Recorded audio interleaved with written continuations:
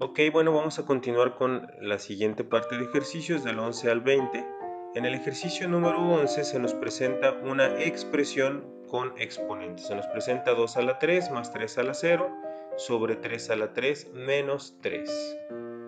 En este caso se nos pide simplificar esta expresión. Observamos que en los incisos todo viene a manera de una fracción, pero no viene como potencias, lo cual quiere decir que vamos a tener que desarrollar cada potencia. Una forma en la que se desarrollan las potencias, pues en este caso no nos va a quedar otra alternativa que resolver mediante la multiplicación de todos los elementos base las veces que nos indique el exponente. Por ejemplo, 2 a la 3 es lo equivalente a 2 por 2 por 2, que nos da como resultado 8. 3 a la 3, que nos da como resultado desarrollado 3 por 3 por 3, lo cual es equivalente a 27. Esos elementos aparecían en el ejercicio. 3 a la 0, cualquier número elevado al exponente 0 da como resultado 1. Por lo tanto, procedemos únicamente a ubicar estos valores ya en el ejercicio de manera original. 2 a la 3, que ya vimos que daba como resultado 8, más 3 a la 0, que vimos que da como resultado 1, sobre 3 a la 3, que daba como resultado 27, menos 3, que no estaba elevado a ningún exponente. De lo cual obtenemos que 8 más 1 nos da 9, 27 menos 3 nos da 24, 9 24avos se convierte en 3 octavos, que es el inciso B. Se fue nuestro ejercicio número 11.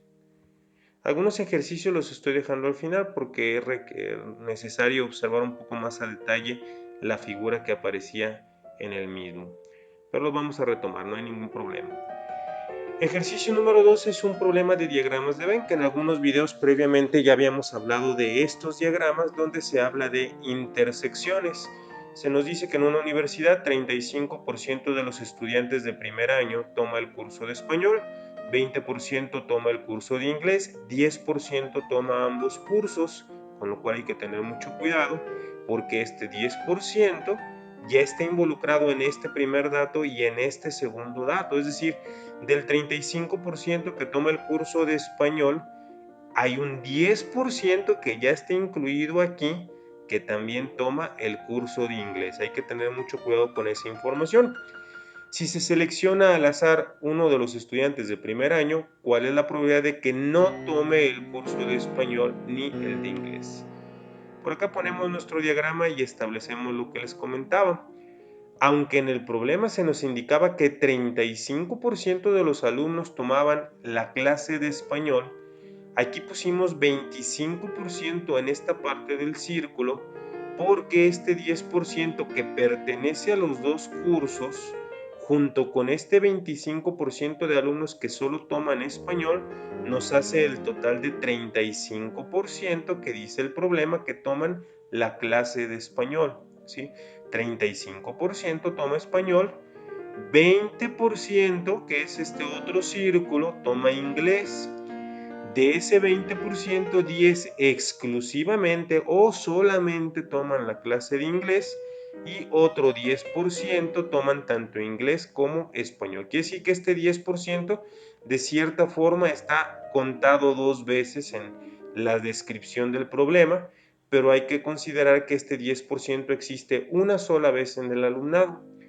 Por lo tanto, en cuanto a porcentaje, en realidad el porcentaje de alumnos que estudia algo no es la suma de 35 y 20%, es una suma menor o es un valor menor. ¿Cuál es ese valor real? Bueno, en realidad 25% toman exclusivamente la clase de español, 10% toman exclusivamente la clase de inglés, 10% toman las dos clases. La suma de estos tres porcentajes es el porcentaje real de alumnos que toman alguna de las clases. En este caso, 45% representa el porcentaje de alumnos que estudian alguno de estos dos idiomas. Como el total de estudiantes se considera que es un 100%, pues entendemos que el 55% de alumnos no toman ninguna de las dos asignaturas o idiomas. Si el 100%, 45 toman alguno de los idiomas, el 55% son los que no toman ninguno de los dos. Que en su equivalente decimal, cualquier porcentaje que queramos convertir a su equivalente decimal, bastará con dividirlo entre 100. 55% dividido entre 100 da 0.55, que es lo que tenemos en el inciso C. Bueno, ese es nuestro problema. Siguiente, vamos a ver el número 13, que dice así. En la biblioteca de una escuela, 3 estudiantes descubrieron que podían colocar 3 libros, uno al lado del otro de 6 formas diferentes. ¿De cuántas formas diferentes en total? Se podrían acomodar 4 libros, uno al lado del otro. Aquí es muy importante establecer que este problema catalogado como combinatoria, permutaciones y combinaciones, no es obligatorio que ustedes conozcan reglas de combinatoria. Si las conocen y les ayudan en el examen, adelante, pero muchas veces se preocupan por aprender muchas fórmulas, las cuales no siempre se pueden aplicar y les termina generando más confusión que lo que les ayuda. Yo lo primero que les sugiero es que independientemente de que conozcan una fórmula o no, hagan un acomodo gráfico si el tiempo se los permite, y estamos seguros que con el entrenamiento que les estamos dando en el curso, el tiempo incluso les va a sobrar. Establezcamos que los libros están representados con una letra. Tenemos el libro A, el B, el C y el D. Si ustedes observan aquí, hice los acomodos de los libros, empezando siempre con el libro A, después continuando con el libro B, terminando con C y con D. Sigo dejando A y B en las primeras dos posiciones e intercambio únicamente los valores de C y D a D y C. Esto ya es un acomodo diferente, aunque tiene obviamente los mismos 4 libros, pero están acomodados ya de forma diferente. Para seguir en orden, lo que puedo hacer ahora es, en lugar de empezar con A y continuar con B, empiezo con A y ahora continúo con la siguiente letra, que es C. Termino con B y D o termino con D y B, lo cual me da 2 acomodos más. Después puedo empezar con A y con D, terminar con B y con C, o terminar con C y con B. Ya no hay más acomodos posibles. De hecho, si ustedes son muy cuidadosos, se van a dar cuenta que son 6 acomodos únicamente los que puedo tener, en los que la letra A queda al inicio o libro A queda al inicio. Tendría mucha lógica pensar que si ahora comienzo con la letra B, voy a tener otros 6 acomodos. O si ahora comienzo con la letra C, voy a tener otros 6 acomodos. O si empiezo con la letra D, voy a tener otros 6 acomodos. Lo cual, pues, la lógica me indicaría que me va a hacer que tenga en total 24 acomodos posibles. Ciertamente hay una regla de combinatoria que dice que cuando tienes 4 elementos o 5 elementos o 6 elementos, o la cantidad de elementos que tú quieras en un problema, y los quieras acomodar de todas las formas diferentes posibles, puedes aplicar esta formulita que es para número de permutaciones. A esto se le llaman permutaciones. Una permutación es un acomodo diferente de los mismos elementos. Si tú tienes 4 elementos que los quieres acomodar en diferentes formas y quieres saber cuál es esa cantidad de formas diferentes en las que se pueden acomodar, lo que puedes hacer es aplicar al número de elementos que vas a acomodar un factorial. Este signo de admiración invertido con el que se cierran las expresiones de admiración indica lo que conocemos en matemáticas como factorial. Es muy importante establecer que esta fórmula solo funciona si los elementos que vas a acomodar son diferentes y si tienes la misma cantidad de espacios para acomodar que los elementos que tienes. Es decir, si vas a acomodar 4 libros diferentes y tienes espacio para acomodar los 4. Si así es, tú puedes aplicarle al número 4 un factorial. Un factorial representa que el número al que le quieres aplicar ese factorial se va a multiplicar por su número anterior y a su vez por el siguiente número anterior a ese hasta llegar al número 1. 4 por 3 por 2 por 1, que si observamos nos da efectivamente 24. Ese es nuestro problema de acomodos. Vamos a ver el siguiente problema.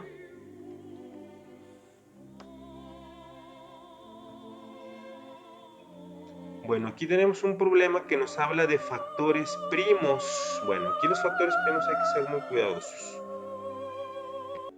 Los factores primos son números, otra vez, que son divisores de una cantidad, pero a diferencia de los primeros factores primos que vimos, que son los que les llamamos divisores, aquí únicamente se van a establecer los factores o los divisores que tengan esa característica, primero que nada, de ser números primos, ya no pueden ser cualquier divisor, y además todos los factores primos que yo voy a obtener al multiplicarse todos me tienen que dar como resultado 105.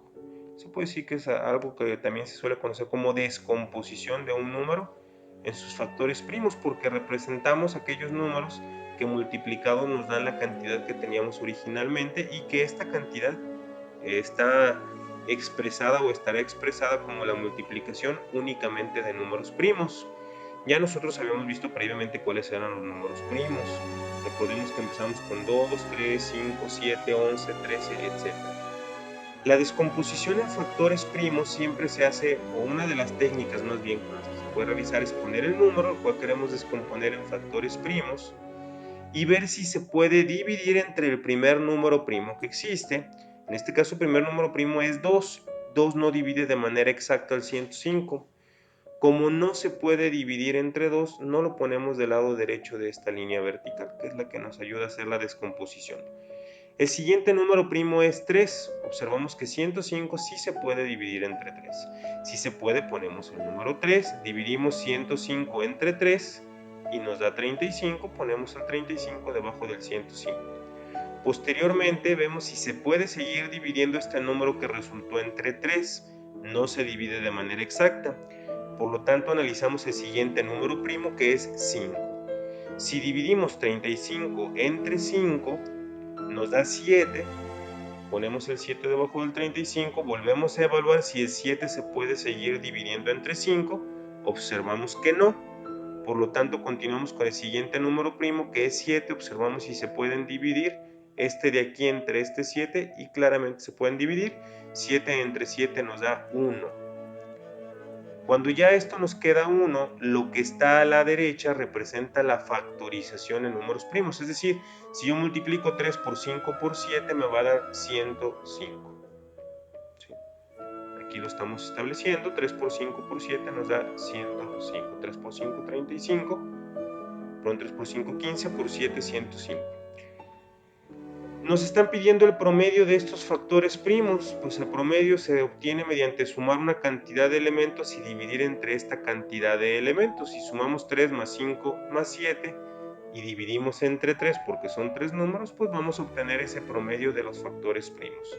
3 más 5 es 8, más 7 es 15. 15 entre 3 nos da 5. El promedio de esto es 5, que es lo que viene en el inciso B. Continuamos con el ejercicio número 15. La gráfica anterior muestra la distribución de un conjunto de fichas de distintos colores. Si se escoge una de ellas al azar, ¿cuál es la probabilidad de que ésta sea amarilla? Bueno, yo aquí le agregué al esquema la cantidad de fichas que hay de cada color. Por ejemplo, aquí observamos que hay 3 fichas azules, 4 fichas verdes, 2 fichas rojas y 6 fichas amarillas. Si yo quiero saber la probabilidad de que sea amarilla, primero tengo que establecer que el conjunto total de elementos tiene una cantidad de elementos. En este caso 3 más 4 más 2 más 6. 3 más 4, 7, más 2, 9, más 6, 15. Del total de elementos que tenemos, vemos que es un número de 15 fichas. La probabilidad de que al sacar una ficha al azar, esta sea de color amarillo, se va a representar mediante la fracción en la que el numerador corresponde a la cantidad de sucesos favorables o eventos favorables, en este caso, la cantidad de elementos que son amarillos. Son 6 elementos amarillos de un total de 15. La probabilidad es 6 quinceavos. Si simplificamos esta probabilidad, sacando tercera parte y tercera parte, nos da 2 quintos. Y en valor decimal, esto es 0.4. Habrá que buscar si está en decimal, si está en fracción. Aquí observamos que está en decimal y el 0.4 está en el inciso B. Continuamos. El ejercicio 16 y 17 hacen referencia a esta gráfica. Yo lo que hago aquí antes que otra cosa es analizar la gráfica. Observamos que hay barras que representan cuántas personas realizaron cuántas visitas en un año a un club deportivo. La parte de abajo son las visitas realizadas. Por ejemplo, aquí habla de personas que hicieron una sola visita en el año. Si observamos la barra llega hasta el número 3, quiere decir que hubo 3 personas que realizaron una visita. Aquí las pusimos, una persona que realizó una visita, la segunda persona que realizó también una visita, la tercera persona que también realizó una visita. ¿Sí? Entonces aquí podemos ir desarrollando lo que dicen estas barras, pero a manera de una lista porque lo vamos a necesitar un poco más adelante. Personas que hicieron dos visitas observamos que llega la barra hasta el número 5, quiere decir que hubo 5 personas que realizaron 2 visitas. Esta persona 2 visitas, 2 visitas, 2 visitas, 2 visitas, 2 visitas. Cada uno de ellos digamos qué es lo que respondió. No estamos poniendo nombres de personas, estamos poniendo la respuesta que dieron cuando se les cuestionó cuántas visitas hicieron al año a este club. Hubo 5 personas que contestaron 2. Aquí están las respuestas de estas 5 personas. 3 visitas ninguna persona realizó. 4 visitas, 3 personas contestaron que hicieron 4 visitas. Por eso aquí ponemos 4, 4, 4. 5 visitas hizo una sola persona. Y 6 visitas hicieron 2 personas. Por eso ponemos 6 y 6. De una vez me voy adelantando o me fui adelantando en el esquema que ustedes vieron a las preguntas que se nos hacen aquí, pero ahorita nos regresamos al esquema. En la gráfica anterior, ¿cuál es la moda de la cantidad de visitas? Es decir, ¿cuál fue la cantidad de visitas que más se realizó por las personas que pertenecen a este club? Pues tendría que ser la barra más grande. La barra más grande es la que tiene 2 visitas. La respuesta que más se dio en cuanto a los encuestados fue de 2 visitas. La moda es ese dato que más se repite. También nos pide la mediana. Eso es la pregunta número 17. Ahorita podemos regresarnos a la pregunta, pero aquí lo importante es cómo se obtiene la mediana. La mediana de un conjunto de datos que se analizan representa el dato que queda a la mitad de la lista ordenada. En este caso, el problema tiene 14 datos. Si ustedes los cuentan, 1, 2, 3, 4, 5, 6, 7, 8, 9, 10, 11, 12, 13, 14. 14 no tiene un dato central. No hay un dato que quede exactamente a la mitad, sino 2 datos que se pueden considerar que son los centrales. Cuando la cantidad de datos es par, se dice que los 2 datos que quedan en medio son los que forman la mediana. Los que quedan a la mitad son el 2 y el 2. ¿Cómo se saca la mediana en estos casos? Se promedian entonces los 2 valores centrales. Y el promedio de 2 y 2 pues se obtiene sumando 2 más 2 y dividiendo a la mitad. 2 más 2, 4, entre 2 me da 2. Esas son las respuestas de los ejercicios 16 y 17, que en este caso pues es la misma cantidad. Vamos con el problema número 18. Este es un problema más de análisis, no requiere una resolución de una problemática. Una compañía de seguros quiere saber la proporción de habitantes de cierta cantidad que tienen sus residencias aseguradas contra accidentes. Por ello, selecciona 100 habitantes al azar y busca la proporción deseada. ¿Cuál es la población del estudio? Aquí hay que entender que estas personas de la aseguradora lo que quieren saber es de tantas casas que hay en la ciudad, qué porcentaje están aseguradas. ¿Sí? Por ejemplo, si son 1000 casas, quieren saber si el 30% de esas 1000 casas están aseguradas. Entrevistan a 100 personas, pero no necesariamente esas 100 personas tienen casa propia. Tal vez de esas 100 personas, muchos de ellos viven con otra persona y tienen la misma residencia. Entonces 100 habitantes no puede ser necesariamente el estudio, la población de estudio que a mí me interesa. ¿Cuál es la población de estudio? Dice los habitantes del país. No puede sacar un estudio de esto con los habitantes del país por lo que acabo de mencionar. Si preguntas a todos, pues probablemente muchos de ellos compartan la misma casa, entonces tu estadística no estaría bien calculada. Los 100 habitantes seleccionados no, porque no tengo la certeza de que esos 100 cada uno tenga su propia casa, no establecí la encuesta así desde un inicio. Los habitantes de la ciudad con residencia, sí, independientemente de que agarraste 100 al azar, vas a establecer tu estudio únicamente de esos 100 con los que tengan su propia residencia, ¿sí? Entonces ahí no tendrías que tomar la opinión de los 100 o de los números que hayas tomado, sino establecer únicamente tu encuesta con los que tengan su residencia propia. Los habitantes de la ciudad con su residencia aseguradas, pues no, porque te va a dar 100%. Si agarras a 30 personas con sus residencias aseguradas y les preguntas si tienen su residencia asegurada, te van a responder que sí. Entonces vas a tener una proporción de 30 de 30 y no es lo que quieres saber. Lo que tú quieres saber es qué porcentaje de esos que tienen residencia está asegurada su residencia. Entonces el inciso C sería nuestra respuesta correcta.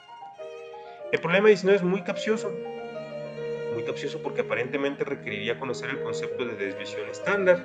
Y si en un examen de matemáticas la media aritmética fue 74 con una desviación estándar de 6. Si la puntuación de un estudiante está a 2 desviaciones estándar sobre la media aritmética, ¿qué puntuación obtuvo este estudiante? Esto de la desviación estándar en realidad no es relevante en este problema más que de forma aritmética. O sea, a mí lo único que me interesa es que un estudiante tiene 74 de promedio más 2 veces la desviación estándar, o sea, su puntuación está a 2 desviaciones estándar sobre la media aritmética. Sobre significa arriba de. En este caso habría que sumar una desviación estándar al 74 y otra desviación estándar al 74 para obtener el valor final de la puntuación de esta persona. Es como si me dijeran, está a 2 veces la varianza. Independientemente de lo que representa la varianza, ustedes únicamente tendrían que sumar 2 veces ese valor a la media aritmética o el valor del que se esté hablando. En este caso la respuesta entonces es 86, que está en el inciso A. El problema número 20, con el cual concluimos este segundo video, nos muestra una gráfica o un diagrama tallo-hojas. Antes que nada voy a establecer qué es esto del diagrama tallo-hojas. El diagrama de tallo-hojas es una herramienta estadística que permite medio simplificar un conjunto de datos. Por ejemplo, vamos a suponer que tú estás encuestando a una población para saber qué edad tiene. Y pues te dicen que tienen algunos 2 años, 2 personas 3 años, una persona 7 años, luego una persona 15, 2 personas 16, una persona 17, 2 19, 2 36, una 37, etcétera, etcétera, etcétera. Si ustedes observan, lo que estamos haciendo en este conjunto de datos es ordenarlos por decenas, por grupos de decenas. Todas las personas que están en la decena del 0 al 9, ya no contamos ahí el número 10, 0, 1, 0, 2, 0, hasta el 09 se agrupan en un renglón. Todas las personas que tienen entre 10 y 19 años se agrupan en otro renglón. Entre 20 y 29 años no hay nadie, pero si hubieran se agregarían en este renglón. Entre 30 y 39 años se agrupan en el siguiente renglón y así sucesivamente. No es mucho lo que abrevia este diagrama, pero lo que se trata es como establecer barras que nos den una idea de la frecuencia de una característica del conjunto de datos que estoy analizando. En lugar de poner aquí 02, 03, 03, 07, que realmente el 0 no se pone, solamente para efectos estadísticos, se pone el 0, que es la unidad que da esencia a esa decena que estoy analizando. Se pone el 0 detrás de una línea vertical y del lado derecho los números que complementan a esas cantidades. Este es 02, 03, 03, 07. En lugar de poner 15, 16, 16, 17, 19 y 19, pongo el 1, que es el primer dígito de estos números, y después lo que terminaba de formar a esas cantidades. Esto es 15, 16, 16, 17, 19, 19, ¿sí? Y así sucesivamente. Aquí esto representa que este valor no es 6, sino 36, otra vez 36, 37, etcétera, etcétera. Dentro de los videos que les estuvimos compartiendo para entrenar, viene un poco más de estos diagramas de tallo y hojas. Vamos a analizar el problema que nos piden aquí, el ejercicio número 20, que dice así. La figura anterior se muestra un diagrama tallo y hoja de las puntuaciones de una prueba de un máximo de 60 puntos para calificar o cualificar para un trabajo. ¿Cuántos tienen la oportunidad de ser seleccionados si se requiere aprobar un 70% de la prueba? Bueno, lo primero es recordar que este 0 lo que representa es un valor de 10, esto es un 10, 10, 11, 11 y 2, porque estos números se agregarían a este 1 que está a la izquierda. Esto es 22, 22, 23, 24, 24, etc. Esto es 53, otra vez 53, 53, 58, 58. Señalo esta franja porque nos están diciendo que para ser seleccionado se tiene que tener al menos el 70% de la prueba bien contestado. En este caso, para aprobar se requiere 70% de 60 puntos. Una forma fácil de sacar el 70% es multiplicar 0.70 por 60 puntos que tiene la prueba, lo cual nos da 42 puntos. ¿Sí? Quiere decir que todas las personas que tengan al menos 42 puntos de lo que nos muestra este diagrama van a ser posiblemente seleccionados o preseleccionados. Dijimos que estos son los valores que empiezan con 40 y algo. 40, 40 todavía no alcanzan a cumplir para ser seleccionables porque se requieren al menos 42 puntos. Pero de aquí en adelante sí. Este tiene 44, 44, 45, 45, 46, 47, etcétera, etcétera. Si sumamos todos los elementos que representan estos números de aquí, tenemos 11 candidatos, que es lo que está en el inciso C.